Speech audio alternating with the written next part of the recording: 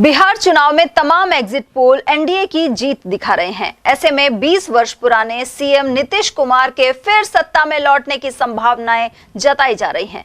वहीं कांग्रेस ने इसे नकारा है। प्रदेश कांग्रेस कमेटी के महासचिव अशोक कुमार सैनी ने कहा है कि बिहार विधानसभा चुनाव में कांग्रेस पार्टी का इंडिया गठबंधन जीतेगा। उन्होंने बताया कि मोदी सरकार ने स्थानीय प्रशासन का जमकर दुरुपयोग किया है। इसके अलावा 14 नवंबर को मतगणना के दौरान भी गड़बड़ी की आशंका है। एग्जिट पोल में एनडीए की बढ़त दिखाने को लेकर उन्होंने सर्वे एजेंसियों और मीडिया पर भी सवाल उठाए। बिहार में विधानसभा में भी चुनाव संपन्न हो गए हैं और जिस तरह से मीडिया का सर्वे आ रहा है, एनडीए को बहुमत बता रहे हैं, इंडिया गठबंधन को काफी पीछे बता रहे हैं। आप प्रदेश कांग्रेस कमेटी के महासचिव में क्या प्रतिक्रिया? मैं बिहार के चुनाव के बारे में इतना बताना चाहूँगा कि वहाँ मीडिया तो जो भी रिपोर्ट दे रहा है सब गलत दे रहा है। मीडिया को तो बीजेपी वाले नेताओं ने मैनेज किया हुआ है, तो वो सही जानकारी नहीं दे रहे। लेकिन वहाँ जो हम गए थे, मैं पिछले हफ्ते बिहार भी होकर आए थे हम, तो वहाँ पे भी हमको देखने को मिला था बीजेपी के जो स्थानीय जो प्रत्याशी हैं विधानसभा में जो खड़े हैं, उनको गाँव में घुसने तक नहीं दे रहे। तो ऐसा माहौल देखने को मिला था। हमका वहाँ पूरी तरह इंडिया गठबंधन के साथ है पब्लिक, लेकिन वोट चोर गद्दी चोर को इनका कोई विश्वास नहीं कि ये जैसे हमारे नेता राहुल जी कह रहे हैं कि प्रधानमंत्री खुद चोरी के वोटों से प्रधानमंत्री बने। बीजेपी का अधिकतर सीटों पे चोरी से बैठे हुए हैं। तो वहाँ पे भी कोई पता नहीं कितनी धांधली कराएं, कितनी चोरी कराएं, कितने फर्जी वोट मतदान कराएं, इनका कोई पता नहीं। जितने मतदान वहाँ हैं, वहाँ से ज़्यादा तो ट्रेनें लगा रखी हैं वहाँ के लिए, बिहार के लिए। दिल्ली से जा रही है, गुजरात से आ रही है, इधरों से अब फर्जी जो है मतदान इन्होंने बनाए उन आदमियों को लेकर हैं, फर्जी मतदान कराएंगे और ये फर्जी मतदान के ऊपर ही चुनाव जीतने की कर रहे हैं। लेकिन वहाँ का जो माहौल है पूरी तरह इंडिया गठबंधन के साथ है। इंडिया गठबंधन पूरे मेजोरिटी के साथ सरकार बनाने जा रही है। सर, पहले वोटर लिस्ट में गड़बड़ की, कांग्रेस के लोगों को, दलितों को, अल्पसंख्यकों को वोटर लिस्ट में से हटाया और अब मतदान में भी काफ़ी गड़बड़ बताई जा रही है। आपको लगता है कि मतगणना में भी गड़बड़ कर सकते हैं? ये कुछ भी कर सकते हैं साहब, इनकी सरकार है, केंद्र में भी ये बैठे हुए हैं, स्टेट में भी ये बैठे हुए हैं, प्रशासन इनके साथ है। हमारे कोई सुनने वाला नहीं। हमारे कार्यकर्ता हमारे नेता को पुकार रहे हैं कि गलत हो रहा है, फर्जी मतदान हो रहा है, यहाँ फर्जी वोट हैं, तो कोई सुनने वाला नहीं। ये मनमर्जी कर रहे हैं। चुनाव आयोग इनके सहयोग कर रहा है, स्थानीय प्रशासन इनके सहयोग कर रहा है बीजेपी का। तो ये चोरी से वहाँ सरकार बनाने की घोषणा कर रहे हैं। मीडिया इनका पूरा साथ दे रहा है, पूरा कह रहा है कि इनकी सरकार बनने जा रही है। लेकिन हकीकत जो वहाँ क्षेत्र में घूम रहे हैं उनको पता है कि बीजेपी का क्या हाल है। बीजेपी को दूर तक कोई लेना देना नहीं, लेकिन ये चोरी के रास्ते से कुछ कर सकते हैं।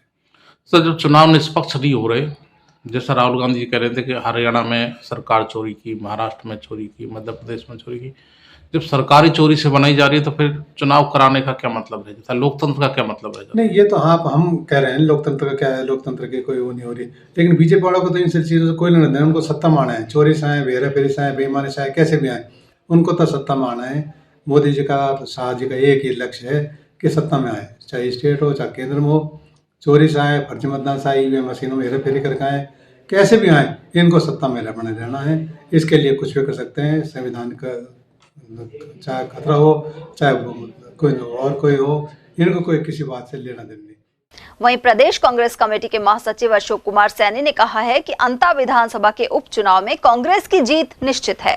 वहीं निर्दलीय प्रत्याशी नरेश मीणा ने कांग्रेस को नुकसान किया है। साथ ही कांग्रेस को मीणा और सैनी समाज के भी लगभग आधे वोट मिले हैं।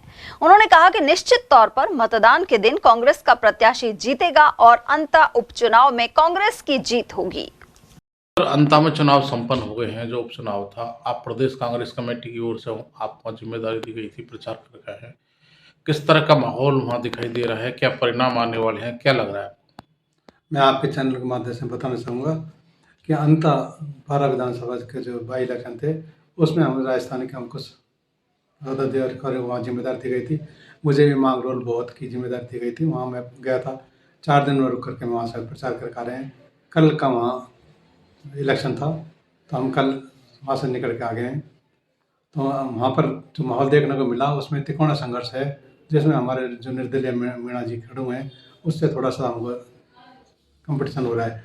मीणा समाज के हमको वोट कम मिल रहे हैं, लेकिन फिर भी हम पूरे क्षेत्र में घूमे। हम पूरी तरह से, हम बीजेपी से हमारा कोई टक्कर नहीं है, बीजेपी से बुरी तरह आ रही है। हम नुकसान है उससे मीणा से, लेकिन फिर भी हम चुनाव वहाँ से जीतने जा रहे हैं।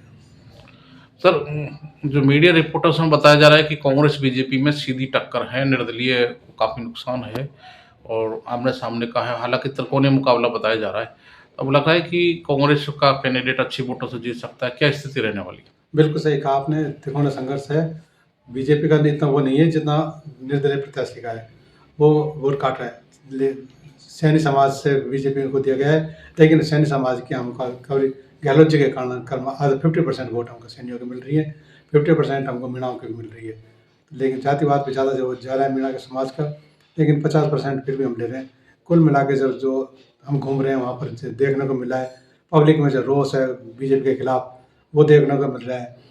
हमारे जो कैंडिडेट है प्रमोद जैन भाई साहब, उन्होंने जब तीन बार वो विधायक रह चुके, 2 बार मंत्री रह चुके, उन्होंने क्षेत्र में इतना काम कर रहा है वो लोग बाग जो हम किससे ज़्यादा वहाँ के जो स्थानीय लोग बता रहे हैं कि साहब भाई जी ने ये काम करा है।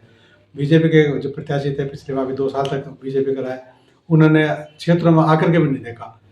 तो वहाँ बीजेपी से नाराज है लोग बाग, वोट कांग्रेस को दे रहे हैं और प्रमोद जैन भाई साहब हमारे जो कांग्रेस के प्रत्याशी है बहुत अच्छी वोटों से जीतने जा रहे हैं।